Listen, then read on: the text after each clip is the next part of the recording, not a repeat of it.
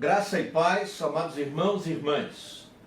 É uma alegria poder compartilhar a palavra de Deus, a Bíblia Sagrada, como cremos, com você nessa ocasião. Tanto os irmãos da Primeira Igreja Batista em Penápolis, como também demais irmãos e irmãs que nos assistem nesse momento. Eu sou o pastor Fernando Fernandes. Eu gostaria que nós estivéssemos abrindo as nossas Bíblias no Evangelho segundo João, Evangelho de João, no capítulo 6. Eu quero ler com os queridos os versos de 35 até 40. Evangelho de João, os versos de 35 a 40. Palavra de Deus no Evangelho de João, capítulo 6, os versos 35 a 40. Nós lemos assim: Então Jesus declarou: Eu sou o pão da vida. Aquele que vem a mim nunca terá fome. Aquele que crê em mim nunca terá sede. Mas como eu disse, vocês me viram, mas ainda não creem. Todo aquele que o Pai me der virá a mim. E quem vier a mim, eu jamais rejeitarei, pois desci dos céus, não para fazer a minha vontade, mas para fazer a vontade daquele que me enviou. E esta é a vontade daquele que me enviou, que eu não perca nenhum dos que ele me deu, mas os ressuscite no último dia. Porque a vontade de meu Pai é que todo aquele que olhar para o Filho e nele crer tenha a vida eterna, e eu o ressuscitarei no último dia. Eu quero compartilhar com você da Bíblia Sagrada sobre o seguinte tema: ver e crer. Ver e crer.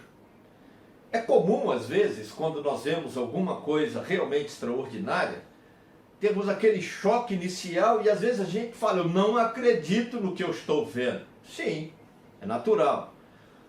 Por outro lado também, a gente vê a perspectiva nesses últimos tempos, de pandemia inclusive, que é o que se chama de negacionismo. O que é isso? Negacionismo é um conceito que veio do francês, da cultura francesa para a nossa língua, e é aquela atitude de se negar a realidade na tentativa de fugir do problema. Não, isso não está acontecendo. Não, isso não é real. Não, eu não estou vendo isso. A atitude de Moisés, lá em Êxodo capítulo 3, quando Deus falava com ele e ele viu a sarça ardente, mas aquela sarça, aquela árvore, aquele arbusto não se consumia. Ele coçou os olhos e disse: não, eu não estou vendo isso. A tentativa de fugir, de negar a realidade, né? Mas é um fato. Estava ali, aconteceu, e Deus falou com ele, e ele foi chamado, vocacionado, ungido por Deus para tirar o povo do cativeiro egípcio, da escravidão sobre os egípcios. Outra questão interessante que virou até ditado popular ou piada é a história de São Tomé. Ali já é ver para crer. Eu me lembro quando eu era jovem, tinha uma propaganda de um sabão em pó que dizia que era para fazer o teste de São Tomé, ou seja, ver para crer. Lavava a roupa com aquele sabão, a roupa ficava realmente mais branca, e aí você podia acreditar que ele cumpriria aquilo que estava sendo prometido na propaganda. Então, o tema era: faça o teste de São Tomé, né? Bom, o contexto aqui, em João capítulo 6, vai numa direção oposta do inacreditável, do extraordinário, do negacionismo e da mentalidade de São Tomé. Porque o desafio colocado por Jesus é justamente ver e crer. Ver e crer. Ou seja, eu preciso ter uma noção clara daquilo que eu estou vendo, e eu preciso crer naquilo que estou vendo como sendo algo que realmente há de fazer diferença na minha vida.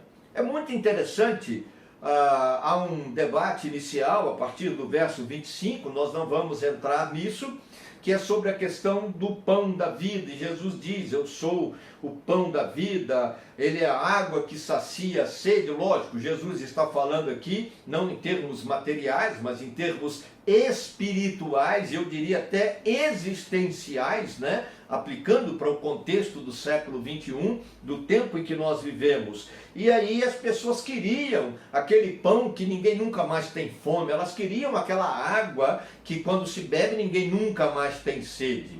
E aí Jesus então vai dizer que ele é o pão da vida. Não no sentido de alimentar o corpo físico, mas o contexto se refere à vida espiritual. E Jesus usa a palavra não apenas se referindo ao contexto da vida biológica. Ele vai falar da vida espiritual, da experiência da espiritualidade em eternidade na presença de Deus. E aí ele fala: aquele que vem a mim nunca tem fome, quem crê em mim nunca terá sede. Bom, num primeiro momento parecia e poderíamos até pensar que isso é bastante, que basta então chegar alguém perto de Jesus e ter uma experiência com ele, a fim de que os problemas todos espirituais, existenciais, tudo acaba, como promete algumas igrejas, aí enganando as pessoas descaradamente, o que não é verdade.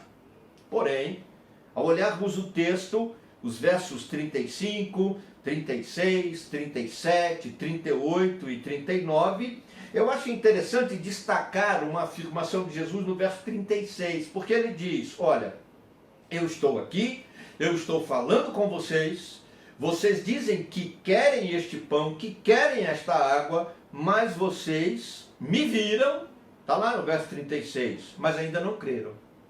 Vocês me viram, mas ainda não creram. Bom, vê, mas não enxerga. Vê, mas não consegue entender a dimensão daquilo que vê. Vê, mas não consegue entender a essência daquilo que se vê e da experiência que essa visão exige de nós. Justamente para que haja uma mudança. Tanto é que as pessoas pediram que Jesus desse para elas o pão e a água como se fosse pão comida, como se fosse água bebida. E isso vai mostrar para nós, quando Jesus diz: vocês me viram, mas ainda não creem, que há cegueira espiritual. Talvez seja esse o grande dilema da humanidade no nosso tempo, essa cegueira espiritual. As pessoas não estão conseguindo enxergar que existe uma dimensão além do mundo físico, do mundo real. Das dificuldades que enfrentamos agora com a pandemia. E, de alguma maneira, parece que tudo acaba, tudo se resolve, como aquelas pessoas pensavam em receber um pedaço de pão, um copo de água e achar uma vacina. O que não é verdade. O que não se comprova, porque a grande carência do homem é espiritual. A grande carência da existência humana é espiritual. Além disso, quando olhamos o texto, nós vamos perceber que Jesus não veio ao mundo para a solução de problemas, para matar a fome. Eu vejo propagandas políticas na televisão e ouço às vezes no rádio e acho interessante a infinidade de políticos que dizem que vão erradicar, acabar com a fome. Mentira! Está na Bíblia, no Antigo e no Novo Testamento, o próprio Jesus Cristo vai dizer num determinado momento que os pobres, eles sempre estão com a gente, está lá no Evangelho de Marcos. E nós vamos poder ajudá-los a qualquer hora que a gente quiser. Porque não tem como acabar com isso, é mentira, é uma utopia criada pelo comunismo, pelo marxismo, que tem enganado muita gente até os dias de hoje. E isso, além de ser uma prova de que há uma cegueira espiritual, também é uma prova à luz do texto de João, no verso 37, 38 e 39, o fato de que Jesus não veio resolver problemas sociais, Jesus não veio resolver problemas materiais, físicos, Jesus não veio só para matar a fome de pessoas.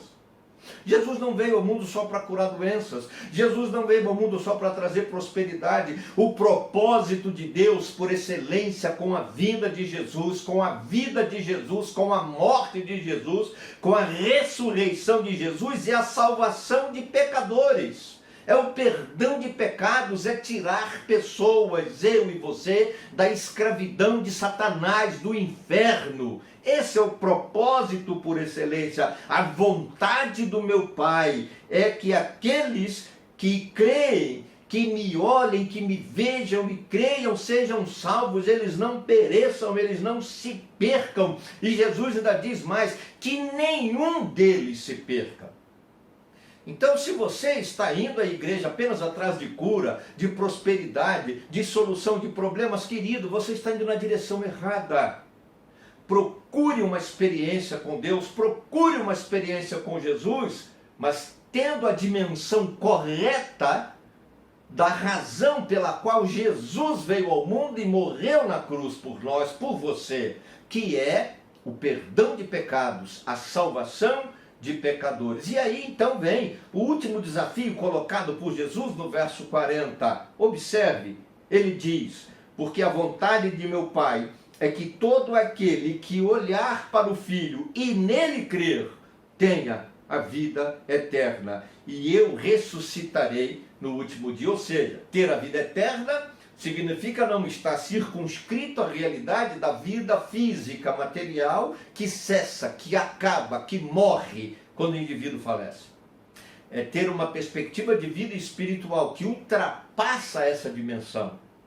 E nessa dimensão espiritual é que está a morte eterna no inferno, a danação eterna do inferno por causa do pecado.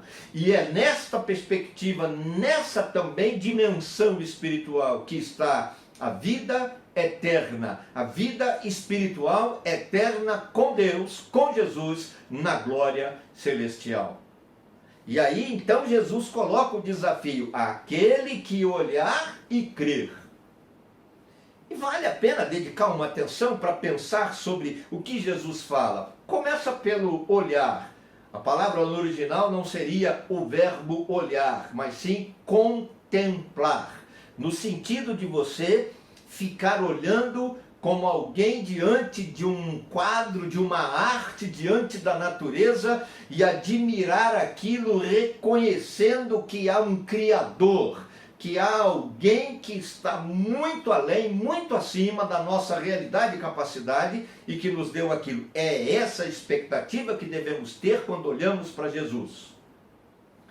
Há um Deus, há um Pai celestial, há um Criador e sustentador da natureza, e há um Deus que tem propósito de salvação em Cristo, em nosso favor, e por isso mandou Jesus morrer por nós na cruz. A ideia é de você perceber a essência da pessoa de Jesus, da existência, da vida de Jesus e da razão pela qual ele morreu na cruz, por amor a você, para resgatar você das garras do pecado, da morte eterna do inferno e dar a você a vida eterna, essa ressurreição que Jesus fala no último dia. E também crer. Observe que Jesus diz, é olhar, é contemplar, é entender a essência do Cristo, da sua missão, mas crer nele. E a palavra crer aqui é realmente ter fé, no sentido de ter fé incondicional em Jesus, ou seja, abandonar tudo em volta. Os judeus acreditavam que Deus tinha poder de mandar pão do céu, porque eles liam a Bíblia deles, a Torá, os profetas, e eles sabiam que Deus tinha feito cair maná do céu para o povo comer. Eles sabiam que Deus podia dar água, porque Deus fez águas amargas se tornarem águas potáveis. Deus fez sair água, brotar água de uma rocha. Então eles não tinham dificuldade com isso. Mas a dificuldade estava no Cristo de Deus, que disse para eles, eu sou o pão da vida. Eu estou aqui. Deus se manifestou aos olhos de vocês, vocês estão me vendo. mas vocês ainda não creem. E aí agora Jesus diz, o desafio é você olhando para mim, é entender a mensagem, é entender por que eu estou aqui falando com você e crer. Crer incondicionalmente que Ele, Jesus Cristo, é o único e suficiente Salvador e Senhor da sua vida. Daí o tema, ver e crer. Não é ver para crer, que é o caso de São Tomé. Não é ver e negar o que se vê, que é o caso do negacionismo em relação, inclusive, ao coronavírus. E não é ver e ficar estupefato e coçar os olhos e falar, eu não estou vendo aquilo. É ver, entender o que se vê e crer. É olhar para Jesus naquela cruz quando morreu e perceber que ele foi sepultado e ressuscitou dos mortos e a cruz está vazia, porque ele venceu o pecado, ele venceu a morte, ele venceu o inferno e ele é o único que tem, pela vontade de Deus, o poder de dar a você salvação, perdão de pecados. Pois bem, a Bíblia Sagrada apresenta Jesus a você. E você pode olhar pelos olhos da Escritura Sagrada e visualizar a Jesus. Mas você crê? Esse é o seu desafio. Se Jesus tem se colocado agora diante dos seus olhos pela Bíblia Sagrada, pela Palavra de Deus, creia que Ele é o único Salvador e Senhor, o único e suficiente. Abandonar tudo, como aquelas pessoas ao redor foram desafiadas a fazer, suas crenças, sua religiosidade, e depositar a sua fé incondicionalmente em Jesus Cristo. Abaixe a sua cabeça, eu quero orar com você. Querido Deus e Pai, é no nome santo e poderoso de Jesus que nos colocamos diante da Tua presença e eu peço agora, Senhor, em nome de Jesus, pelo Teu Espírito, que os olhos espirituais desses queridos sejam abertos e aqueles que ainda não creem em Jesus possam contemplá-lo e possam crer nele, entregando a ele suas vidas como único e suficiente Salvador e Senhor. Deus traz arrependimento aos corações, arrependimento sincero, e traz convicção espiritual de fé. Joga por terra, Deus, toda a maldição do pecado, perdoa, purifica, restaura essas pessoas e salva, Deus, pelo poder que há no nome, no sangue de Jesus Cristo. Ó Deus, eu oro abençoando esses queridos, a casa deles, a família deles, em especial aqueles que entregaram a vida a Jesus. Batiza com o Teu Espírito Santo, selando para o dia da redenção. E eu oro assim, abençoando o Teu povo, a Tua igreja, no nome santo e poderoso de Jesus Cristo. Amém.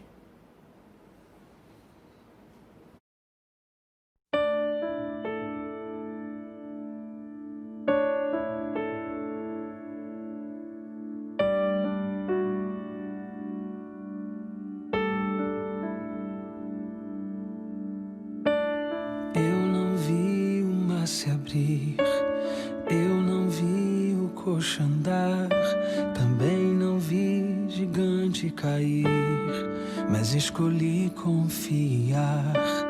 Eu não vi Jesus ressuscitar, também não vi o pão multiplicar, mas pela fé que o justo viverá.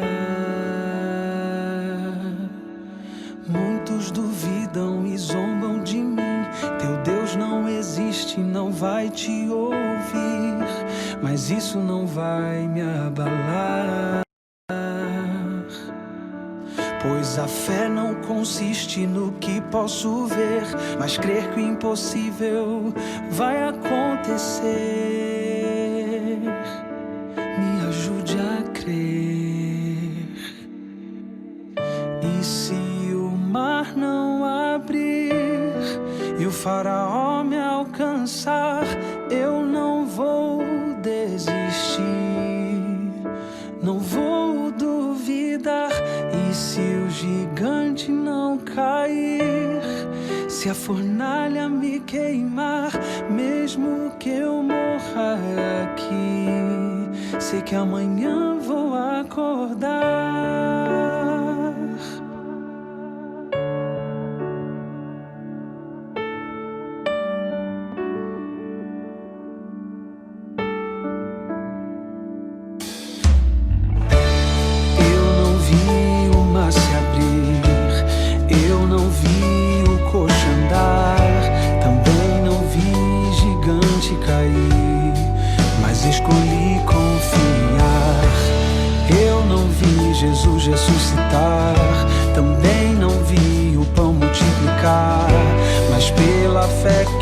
justo viverá.